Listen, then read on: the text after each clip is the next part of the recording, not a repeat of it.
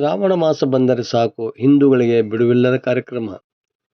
ಎಲ್ಲ ದೇವಸ್ಥಾನಗಳಲ್ಲಿ ಪುರಾಣ ಪ್ರವಚನಗಳ ಸದ್ದೇ ಸದ್ದು. ಹಾಗೆಯೇ 2 ದಶಕಗಳಿಂದ ಲಕ್ಷ್ಮೇಶ್ವರ ನಗರದ ಅಕ್ಕಮಹಾದೇವಿ ದೇವಸ್ಥಾನದಲ್ಲಿ ವಿವಿಧ ಸಂಘಟನೆಗಳು ನಡೆಸಿಕೊಂಡು ಬರುತ್ತಿರುವ ಶ್ರಾವಣ ಸಂಜೆ ಬಲು ವಿಶಿಷ್ಟವಾಗಿದೆ. ಪ್ರತಿ ವರ್ಷ ವಿನೂತನ ಕಾರ್ಯಕ್ರಮಗಳು ನಡೆಸಿಕೊಂಡು ಬರುತ್ತಿರುವ ಈ ಕಾರ್ಯಕ್ರಮ ಎಲ್ಲರ ಮೆಚ್ಚುಗೆಗೆ ಪ್ರಿಯವಾಗಿದೆ.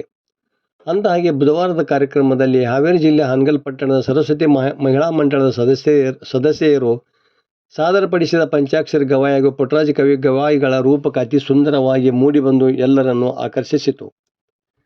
ಮಹಿಳಾ ಕಲಾವಿದೆಯರು ಥೇಟ್ ಪಂಚಾಕ್ಷರಿ ಮತ್ತು ಪುಟ್ಟರಾಜ ಗವಾಯಿಗಳ ಪಾತ್ರದಲ್ಲಿ ತಲ್ಲೀನರಾಗಿ ಅಭಿನಯಿಸಿ ಮನಸೂರೆಗೊಂಡರು.